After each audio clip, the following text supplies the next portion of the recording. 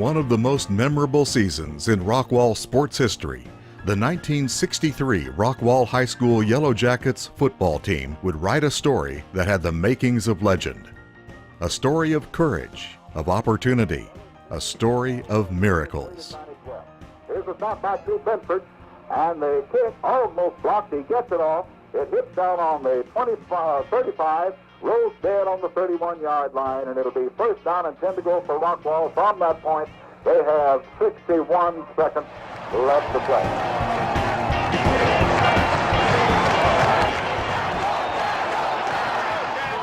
Well, Rockwall has always been a very strong followers of their football team. We've had good teams and everything, but it was so very exciting when we got to go to state. Everybody was just very interested in what was taking place with the Yellow Jackets.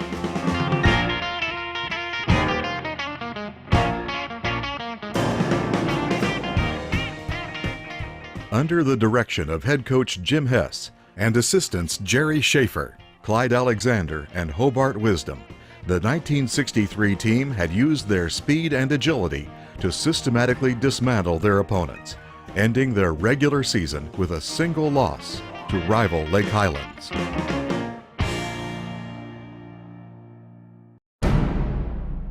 On Saturday, November 23rd, one day after the nation was shocked by the assassination of President John F. Kennedy, the Yellow Jackets put aside their feelings to play Lake Highlands again, this time for the by-district title. I remember I was in study hall, and when they came on, somebody told us that the president had been killed in Dallas. That was pretty terrible. But we had a game to play, and you know, it's like you said, you couldn't postpone it. You just went ahead and played, and you kind of blocked things out of your mind, and you know, you did the job you had to do.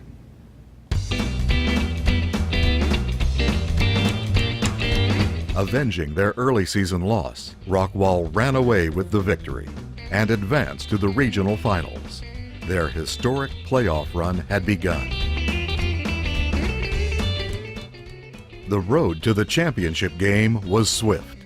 Beating Jacksboro, Pewitt, and Dalhart on consecutive weeks, the stage was set for the final hurdle between the Jackets and their date with destiny.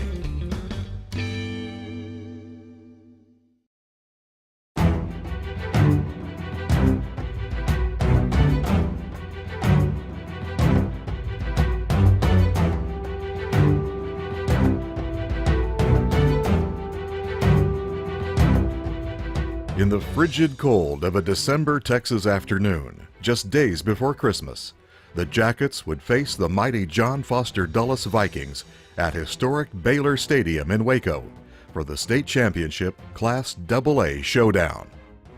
With thermometers hovering at the freezing mark, hundreds of loyal Rockwall residents had piled into cars, boarded buses and trains for the trip to Waco, ready to brave the elements to support their beloved Yellow Jackets. It was extremely cold that game, and so we didn't seem to mind the cold at all. We were younger, of course, but we were just so proud to be there and so proud of Rockwall. Freezing rain and sleet had left the field in Waco a soggy mess. Footing was treacherous at best, conditions that would work to the advantage of the bigger and slower Dulles team and effectively neutralize Rockwall's speed advantage. Waco was supposed to cover the field.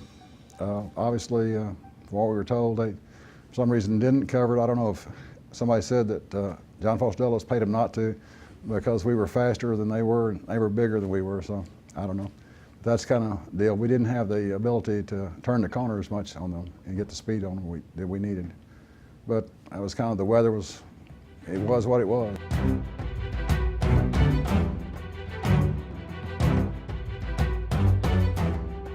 We came out, we were doing our calisthenics, and we watched those guys come out of the field. They kept coming out and coming. I think they had 55 or 60 players on their team, and they kept saying, you know, would they suit up half the town or what?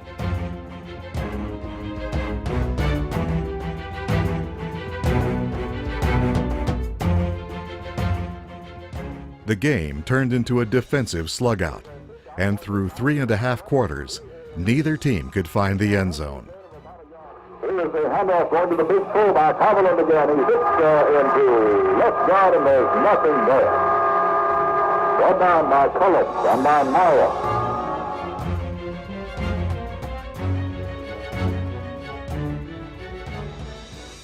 As the third quarter was winding down, the relentless drizzle and numbing cold began to take their toll on the Rockwall defense. Flanker right. Here is a handoff going to Haviland. He hits in between left guard and left tackle, and there's very little there. But the Vikings of Dulles are threatening now.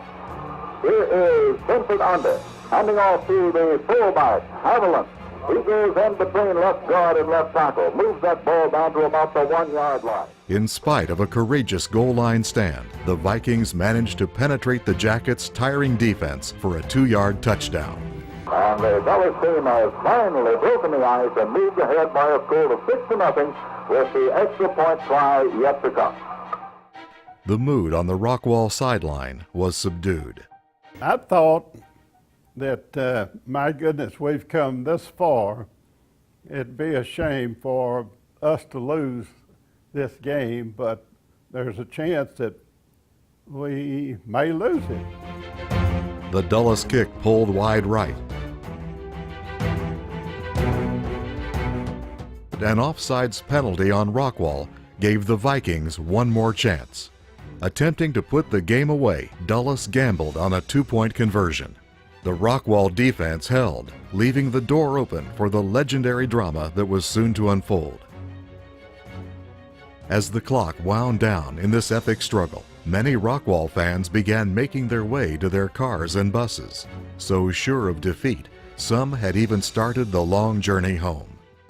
We were sitting with friends at the game, and when they scored first, but they didn't make their extra point, and the score was 6-0. And the friend that we rode with said, "We're going to get beat. I've just got to, I can't stand this. I've got to leave." Dulles' fans had poised themselves on the sidelines at the edge of the end zone, ready to begin their victory celebration. But Rockwall wasn't done yet. Coming up with the ball is Jackie Anderson, getting outside to the far side, makes his cut up the field. He's to the 35 and sees that he's going to be hit on the 36-yard line and runs the ball out of bounds. Shy of the 40, so he ran the ball out of bounds to stop the clock. Facing 4th and 5 with less than a minute to play, Rockwall quarterback Kenny Terry threw up a prayer. As Rockwall comes out of the huddle with 35 seconds left to play, here's Terry back, looking for a receiver, has a man deep, shoots, and a beautiful kick down on the 35-yard line by Noah. He's the 10, he's the 5, he is in a touchdown for Rockwall.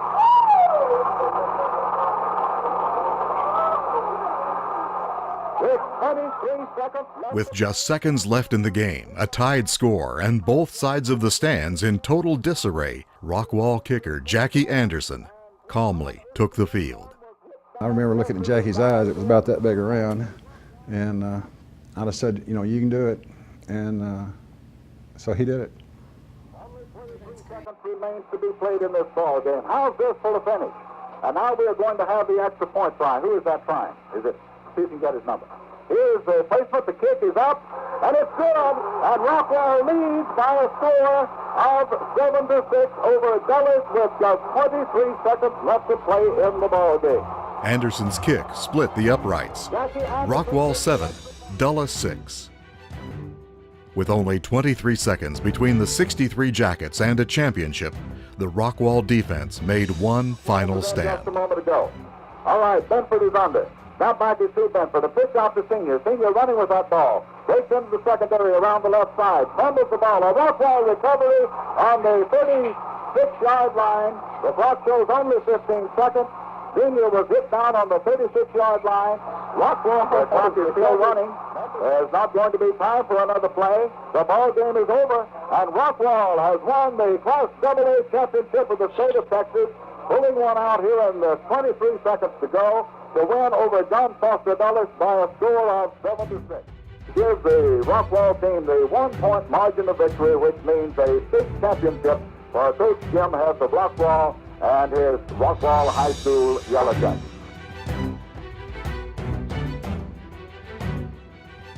as you look back on it later on, maybe you're saying, you know, gosh, you know, we could have done this or that or something different. But you know, we just had that, we're not going to quit.